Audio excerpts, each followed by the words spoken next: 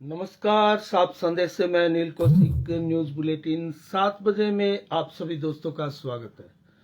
दोस्तों, कार्यक्रम की शुरुआत हमेशा की तरह मुख्य खबरों से ही करेंगे और जो काफी दिनों से इस बुलेटिन का प्रसारण जो हम नहीं कर पाए उसके लिए मैं सभी दर्शकों से क्षमा मांगना चाहूंगा। और क्योंकि सुधार की प्रक्रिया के तहत कोई हम कार्य कर रहे थे और उस प्रक्रिया में अभी भी लंबा समय लगेगा, लेकिन दोस्तों अब ये बुलेटिन जो है वो रूटीन से निरंतर 7 बजे विधिवत रूप से आपके सामने विभिन्न खबरों को लेकर आते रहेंगे। और आज से एक बार पुनः इसका जो रुका हुआ था वो एपिसोड हम दोबारा शुरू कर रहे हैं। और आज के इस बुलेटिन में दोस्तों हम जानेंगे चूरू लोकसभा में आखिर क्या हो रहा है, क्योंकि जिस प्रकार का तूफान आया हुआ है, भाजपा कांग्रेस हो चुकी है और जो खिलाड़ी थे उनको भाजपा की टिकट दी जा चुकी है और नए ध्रुवीकरण क्या बन रहे हैं चूरू लोकसभा में दोस्तों, उसको लेकर भी हम आज विस्तार से बात करने वाले हैं। और भादरा परिवेश में भी हम बात करेंगे और जो अब तक के घटनाक्रम हुए उसके बारे में बताएंगे। चुनावी बिगुल बज चुका है लोकसभा का और लोकसभा का चुनावी रणभेरी कल विधिवत रूप से जो कार्यक्रम है उसके साथ बज चुकी है। 19 अप्रैल से 1 जून तक 7 चरणों में ये मतदान जो है वो होगा और 4 जून को दोस्तों नतीजे आएंगे लोकसभा चुनावों के। तो आपको मैं जल्दी से पहले यही बता देता हूं, उसके बाद में दोस्तों हम चूरू लोकसभा की बात करेंगे और जो नए नेता भादरा से बीजेपी ज्वाइन कर चुके हैं उनके बारे में बात करेंगे। बलवान पूनिया के बारे में भी बात करेंगे, वो भी कांग्रेस में आने वाले थे लेकिन अब दोबारा वो अपने नाम के आगे कामरेड बलवान पूनिया लगाने लगे हैं। तो इसके मायने क्या है हम जानेंगे, पूरी खबर आपको बताएंगे, एक एक खबर भादरा आसपास की और चूरू लोकसभा की पूरी खबरें आपको बताएंगे। अभी भाजपा ने अपनी 2 सूचियां जारी की है दोस्तों, ज्यादा से ज्यादा आप जुड़ जाएं। 7 बजे के इस बुलेटिन में लाइव बुलेटिन है और उसके बाद में हम बात करेंगे मुख्य रूप से। पहले मैं विधिवत रूप से आपको कार्यक्रम बता देता हूं लोकसभा चुनाव का। 19 अप्रैल से 1 जून तक 7 चरणों में ये मतदान होगा और 7 चरणों में क्या खासियत है इस मतदान की दोस्तों। विश्व का सबसे बड़ा ये चुनाव होता है, सबसे बड़ा चुनाव जिसमें 97 करोड़ मतदाता इसमें भाग लेंगे। 1,82,00,000 युवा इसमें प्रथम बार वोट डालेंगे, जबकि युवतियों की बात करें तो 85 लाख के करीब युवतियां भी प्रथम बार अपना वोट डालेंगी। और इसके अलावा 10,05,000 मतदान केंद्र इसके लिए बनाए गए हैं। 1,05,00,000 पोलिंग अधिकारी और सुरक्षाकर्मी इसमें लगाए गए हैं। 55 लाख ईवीएम इसके लिए निर्धारित की गई है इस पूरे के पूरे चुनाव के लिए। तो कितना बड़ा चुनाव है इसका अंदाजा आप लगा सकते हैं। जल्दी से मैं आपको बताऊं तो पहला चरण 21 राज्यों की लगभग 102 सीटें होगी, 21 राज्यों की, और 19 अप्रैल को यह प्रथम चरण का चुनाव संपन्न होगा। दूसरे चरण में 13 राज्यों की कुल जो सीटें होगी 89 सीटें होगी और इस 89 सीटों का चुनाव होगा 26 अप्रैल को दूसरे चरण का। और तीसरे चरण में 12 राज्य की कुछ सीटें होगी जिनकी संख्या होगी 94, उन पर चुनाव होगा 7 मई को। चौथे चरण में 10 राज्यों की 96 सीटें होगी और 13 मई को यह चुनाव होगा दोस्तों। और इसके बाद 5वां चरण होगा 8 राज्यों की 49 सीटों के लिए, जिसके लिए वोटिंग होगी 20 मई को। और छठा चरण होगा 7 राज्यों की 57 सीटों के लिए, 25 मई को वोटिंग होगी। और 7वां और अंतिम चरण होगा 8 राज्यों की 57 सीटों के लिए, 1 जून को पूर्ण होगा। तो राजकरण प्रजापति जी, आपको भी नमस्कार, आप भी जुड़ चुके हैं, हमारे यहाँ कमेंट किया आपने, आपका बहुत बहुत आभार। तो दोस्तों मैं आपको कार्यक्रम बता रहा हूँ, 7 चरणों में ये चुनाव होंगे। यूपी, बिहार और बंगाल 3 राज्य ऐसे हैं जो 7 चरण में कुछ ना कुछ सीटें इनकी मतदान के लिए रहेगी, क्योंकि संवेदनशील राज्य है और बड़े राज्य हैं। और उसमें हर चीज की सुविधाओं को देखते हुए राजस्थान 2 चरणों में चुनाव होगा। 19 अप्रैल और 26 अप्रैल को राजस्थान 2 ही चरणों में संपन्न हो जाएंगे 25 की 25 सीटों पर। तो इसके साथ 4 विधानसभाओं के भी चुनाव दोस्तों हो रहे हैं। 4 विधानसभा कौन सी है? अरुणाचल प्रदेश 60 सीटों वाली विधानसभा है, 19 अप्रैल को इसका चुनाव होगा। और सिक्किम की 32 विधानसभा सीटों पर 19 अप्रैल को ही चुनाव होगा। इसके अलावा आंध्र प्रदेश की 175 विधानसभा सीटों के लिए 13 मई को वोटिंग होगी और उड़ीसा की 147 विधानसभा सीटों के लिए 13, 20, 25 मई के साथ 1 जून अर्थात 4 चरणों में होगा ये विधानसभा चुनाव। तो ये चुनाव विभाग ने, चुनाव आयोग ने ये कार्यक्रम दोस्तों जारी कर दिया गया है। और कुल मिला के कुछ रिकॉर्ड में और आपको बता देता हूं। कुलदीप जी का स्वागत है। 12 राज्य ऐसे हैं जहां भाजपा ने पिछले चुनाव में क्लीन स्वीप किया था। 12 राज्य ऐसे हैं जिनमें गुजरात की 26 की सभी 26 सीटें, राजस्थान की 24 सीटें, लेकिन एक सहयोगी जीता, तो वो कम से कम क्लीन स्वीप ही माना जाएगा क्योंकि सहयोगी दल रहा। उत्तराखंड की सभी 5, हिमाचल की सभी 4, हरियाणा की सभी 10, दिल्ली की सभी 7, त्रिपुरा की 2, सिक्किम की 2, अरुणाचल प्रदेश की 2, चंडीगढ़ और दीप दमन की 1 सीटें जो सहयोगी दल भी रहे। तो क्लीन स्वीप किया इन राज्यों में भाजपा ने दोस्तों पिछले चुनाव में। और पिछले चुनाव की बात करें तो कांग्रेस ने महज 2 राज्यों में क्लीन स्वीप किया, जिसमें अंडमान निकोबार और पांडुचेरी 1 सीट वाले ये राज्य हैं, केंद्र शासित प्रदेश, इनमें क्लीन स्वीप किया। बाकी बहुत से ऐसे राज्य जहां भाजपा ने क्लीन स्वीप किया, आदि सहयोगी दलों ने किया, अन्य दलों ने किया, वहां कांग्रेस शून्य रही, जहां कांग्रेस की 1 भी सीट नहीं जीत पाई। और इसके अलावा दोस्तों हम बात करेंगे, अब कुल 543 सीटें 272 से बहुमत हासिल होगा। भाजपा नारा दे चुकी है 400 के पार। कांग्रेस और सहयोगी दलों को कितनी मिलेगी? अभी भी सहयोगी दलों की भूमिका संदिग्ध है दोस्तों। वेस्ट बंगाल में ममता बनर्जी अकेली चुनाव लड़ रही है। हालांकि कुछ सीटों पर, कुछ राज्यों में केजरीवाल ने गठजोड़ किया है, दिल्ली हो, हरियाणा हो, आदि कई राज्यों में। तो ऐसे में जो इंडी गठबंधन है उसका क्या होगा ये देखने वाली बात है। उसकी सीटें कितनी आएगी? पीएम नरेंद्र मोदी के 400 पार अभियान को क्या वो रोक पाएंगे? और भाजपा 300 प्लस क्या इस बार भी होगी? 302 सीटें भाजपा ने पिछले चुनाव में जीती थी, ये देखने वाली बात है। इसके अलावा दोस्तों अब हम चूरू लोकसभा की बात करें तो हमारे चूरू लोकसभा में इस बार, पिछली बार 20 लाख प्लस वोट दे, इस बार 22 लाख प्लस वोट है। और आपको पता है पीछे राहुल कसवा को, जो कि बीजेपी के सांसद थे, 7,92,999 वोट आए थे। बम्पर जीत हुई थी। और ये जीत का अंतर मैं आपको बताऊं, 3,34,402 वोटों से जीते थे राहुल कसवा। रफीक मंडेलिया को रहा था कांग्रेस की, और रफीक मंडेलिया 4,58,587 अर्थात 4.5 लाख वोट लेकर यहां परफॉर्म किया था। इस बार क्या रहेगी स्थिति? राहुल कसवा की टिकट काट चुकी है भाजपा।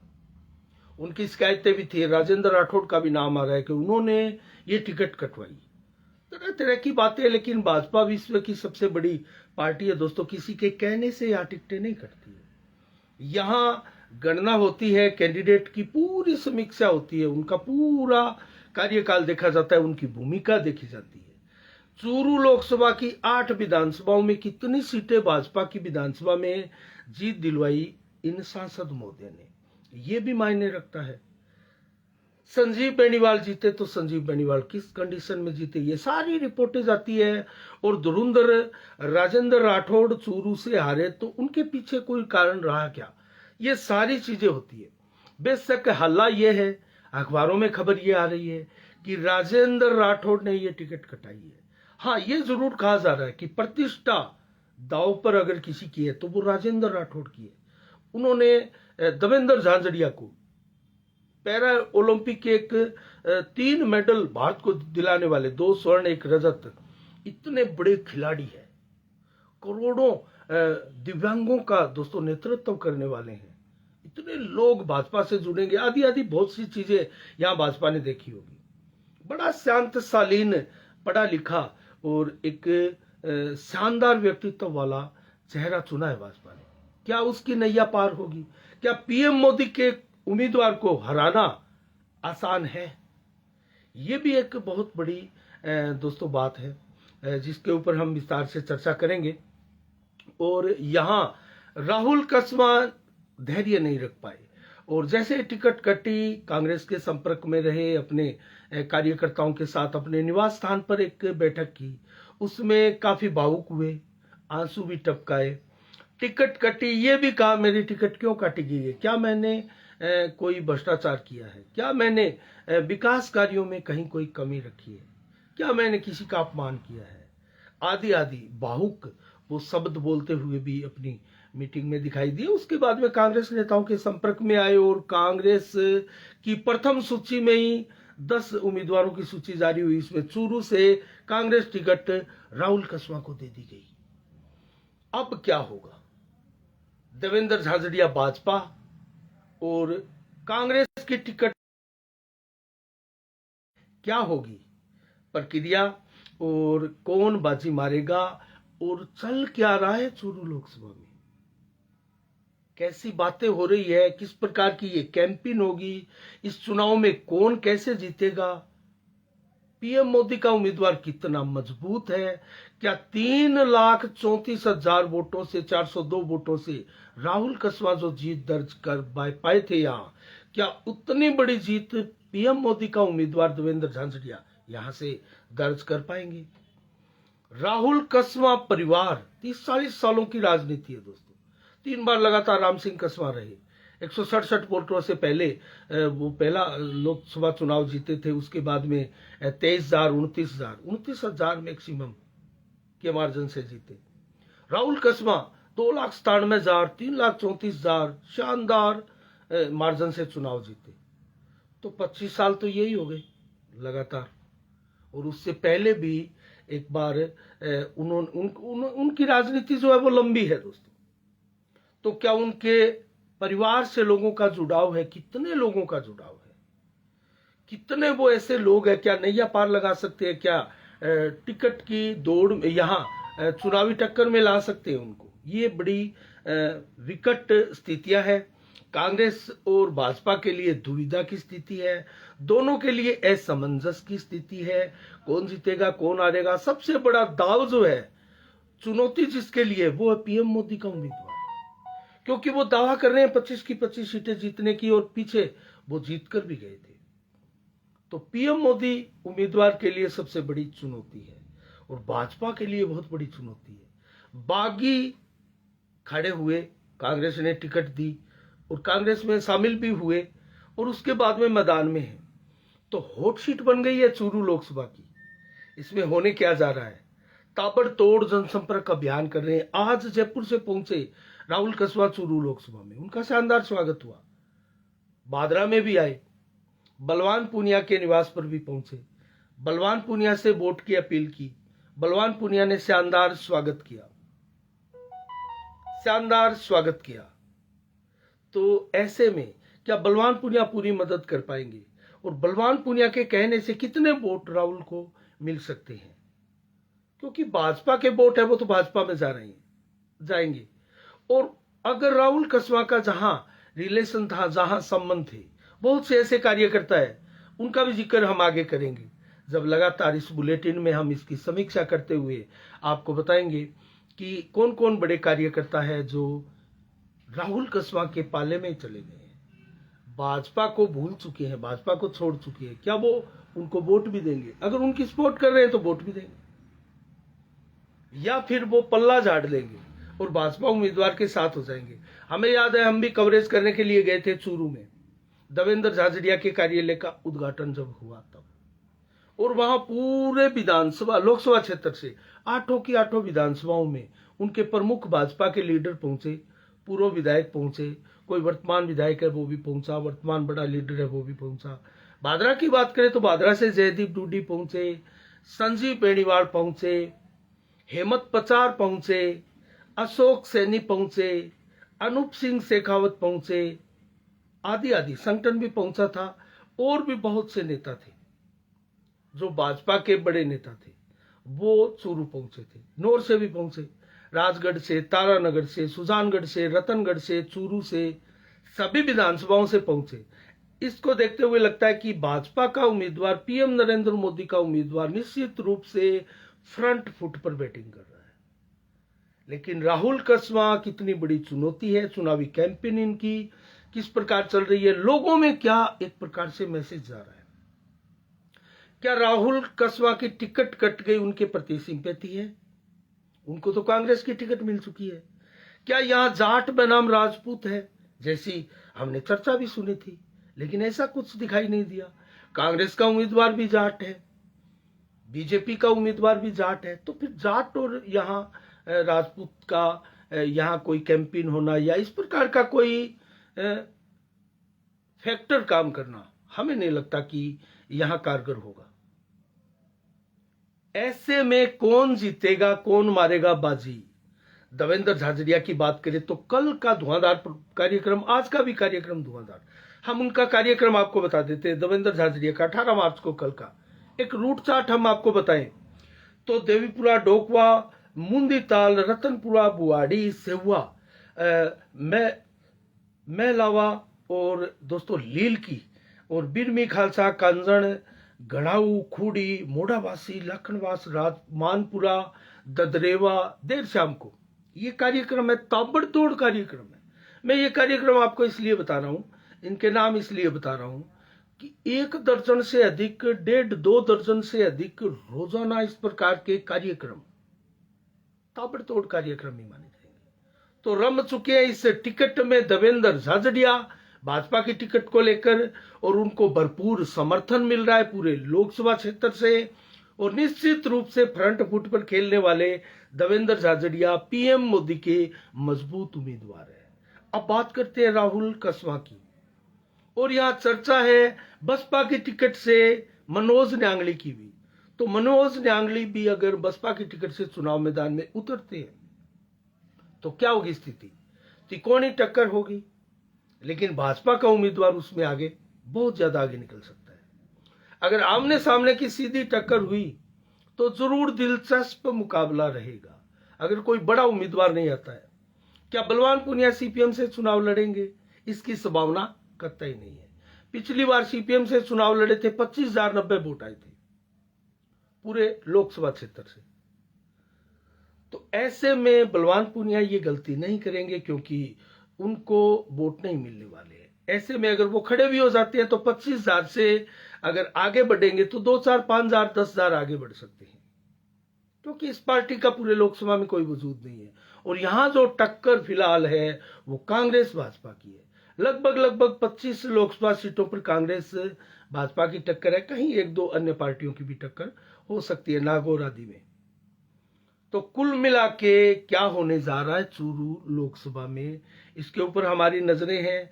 आगे भी आज समय अभाव के चलते हम आपको विस्तार से तो नहीं बता पाएंगे, लेकिन दोस्तों जो स्थितियां बन रही हैं चूरू लोकसभा में, कौन किस पर भारी पड़ेगा, चुनावी कैंपेन क्या कहती है, और उनको समर्थन कितना मिल रहा है, जन समर्थन, और फैक्टर क्या काम करने वाले हैं, दाव कौन कौन से चलेंगे।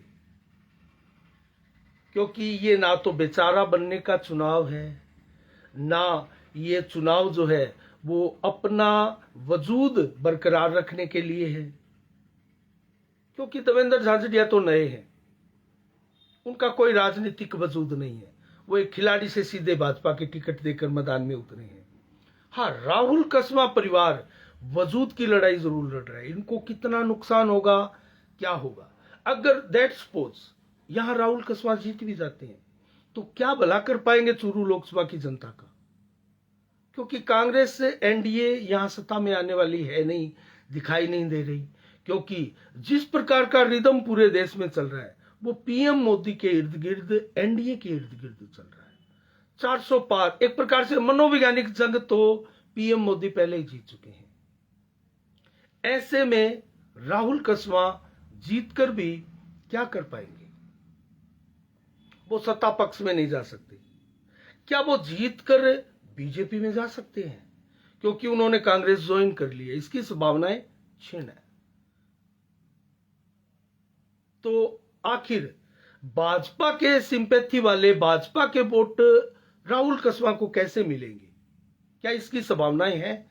जैसी चर्चाएं चलाई जा रही है, जैसी कैंपेन चलाई जा रही है, तो ऐसा कुछ होने वाला नहीं है। ये भ्रम की स्थितियां हैं और देवेंद्र झाझड़िया और बीजेपी के जितने नेता है इसको क्लियर कर चुके हैं।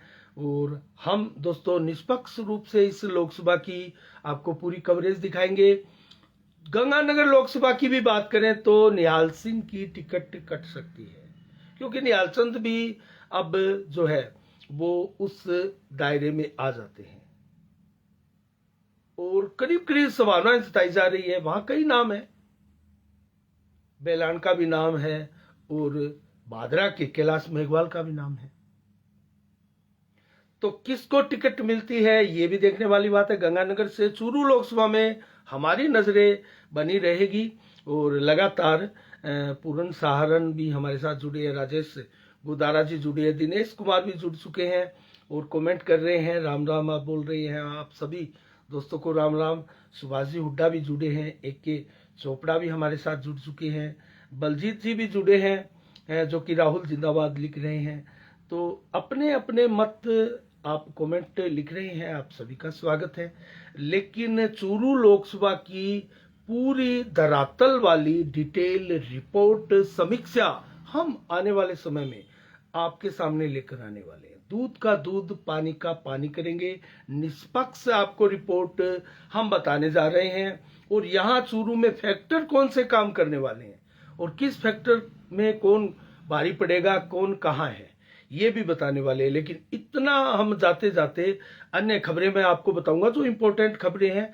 संजीव बेनीवाल की भी बात करेंगे जाते जाते। इसमें चूरू लोकसभा की बात में मैं इतना जरूर कहूंगा कि फाइट जो है वो वाकई दिलचस्प होगी और फाइट जो है बहुत ज्यादा गैप वाली नहीं होने वाली है, क्लोज होने वाली है। लेकिन फ्रंट फुट पर बैटिंग कर रहे हैं, मैं इतना आपको बता दूं, पीएम मोदी के उम्मीदवार। ऐसा अब तक इस लोकसभा से निकलकर सामने आ रहा है। आगे भी हम आपसे इस विषय में बात करेंगे। संजीव बेनीवाल लगातार भादरा में धन्यवाद रैली आयोजित कर रहे हैं, धन्यवाद ज्ञापित कर रहे हैं विधानसभा क्षेत्रवासियों का और लोग उनका शानदार स्वागत कर रहे हैं।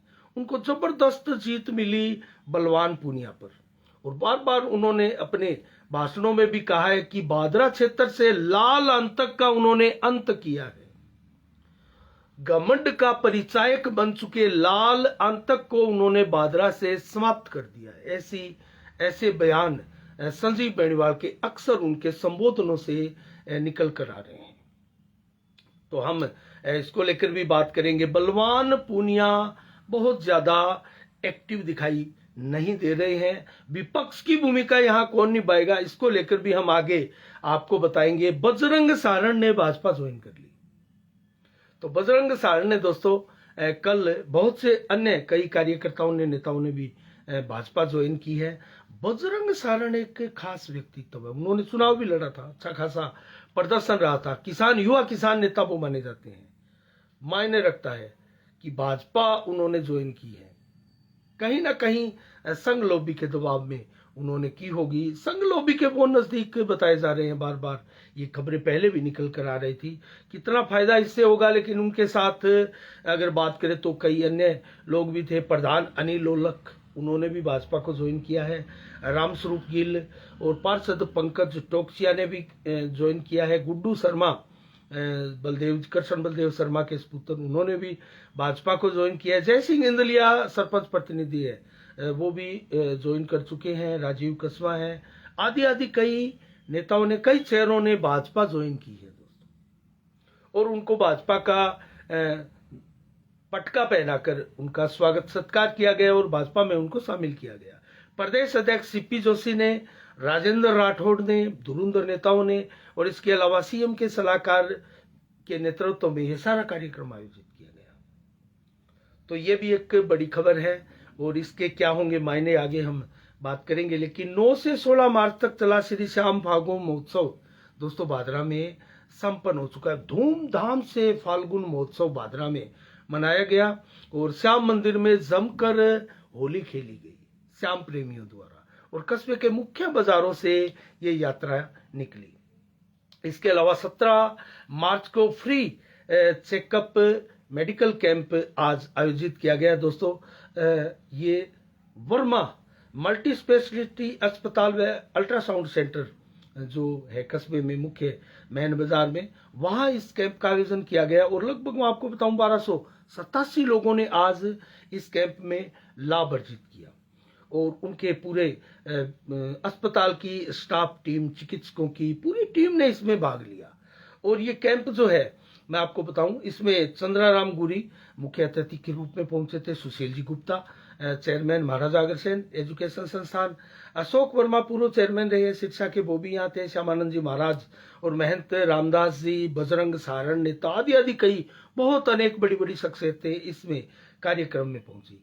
स्वर्गीय परमेश्वरी देवी वाइफ ऑफ जगराम सारडीवाल उनके समृति में और साथ में स्वर्गीय सुशीला देवी वाइफ ऑफ रामनिवास महिपाल की समृति में ये कैंप आयोजित किया गया दोस्तों।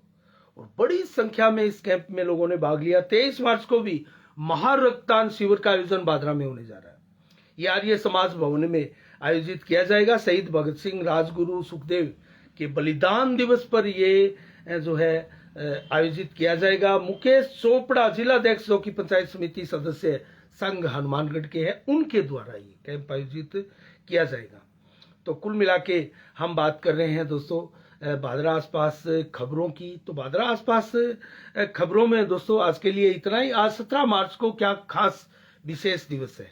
17 मार्च को आज 1946 को जन्म हुआ था पृथ्वीराज चौहान का, जो कि सीएम रहे हैं, भूतपूर्व सीएम महाराष्ट्र के। और 1962 को आज के दिन जन्म हुआ कल्पना चावला का, जो कि अंतरिक्ष यात्री रही है, आप सभी जानते हैं। और 1990 में जन्म हुआ साइना नेहवाल का, बेहतरीन खिलाड़ी रही है भारत की। और आज के दिन निधन हुआ 2019 को मनोहर पारिकर, जो कि गोवा के सीएम रहे हैं, भाजपा के नेता रहे हैं। और आज के दिन निधन हुआ 1989 को हेमवती नंदन बहुगुणा का, जो कि 2 बार उत्तर प्रदेश के सीएम रहे। तो आज 17 मार्च को क्या मौसम का मिजाज कैसा है, कल 18 मार्च को कैसा रहेगा। मैक्सिमम 31 डिग्री करीब टेम्परेचर आज रहा। 7 से 11 किलोमीटर की रफ्तार से 200 हवाएं चली। और 55 से अभी देर शाम से 55 से लेकर 90% बादल आसमान में छाए रहेंगे। प्रचंड गर्मी का एहसास आने वाले दिनों में जरूर होगा। 18 मई को कल 18 से 28 डिग्री टेम्परेचर, दिन में 29 से 32 डिग्री मैक्सिमम, दोपहर को और देर शाम को 25 से 30 डिग्री, और रात्रि को 19 से 22 डिग्री के करीब टेम्परेचर रहेगा। और 17-18 डिग्री टेम्परेचर तक भी रह सकता है नीचे मिनिमम। और लगभग बात करें बादलों की तो 30 से 80% बादल विभिन्न हिस्सों में छाए रहेंगे अलग अलग समय में। बरसात की कोई संभावनाएं निकट भविष्य में मौसम विभाग द्वारा व्यक्त नहीं की गई है। और नॉर्थ में बात करें, मंडी में कपास 6855 रुपए प्रति क्विंटल बिका। ग्वार के भाव 5080, मोट के भाव 5789 रुपए प्रति क्विंटल रहे।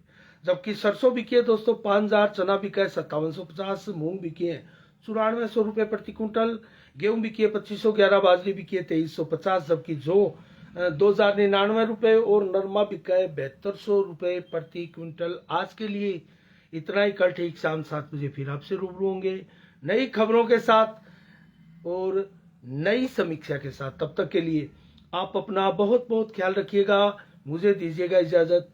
साफ संदेश से मैं नील कौशिक, नमस्कार। जय भारत, जय जय राजस्थान।